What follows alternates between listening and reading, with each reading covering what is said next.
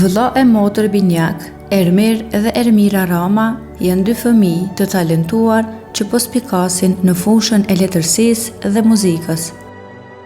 Ata janë autorë të librave Zëri i tregimeve magjike dhe Gjenit e vegjël,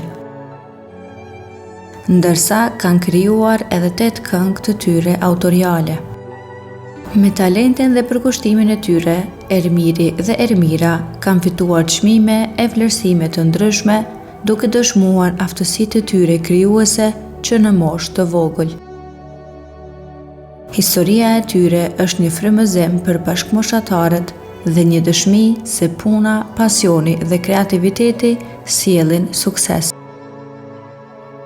Ermiri dhe Ermira premtojnë një të ardhme të ndritur në botën e artit dhe kulturës.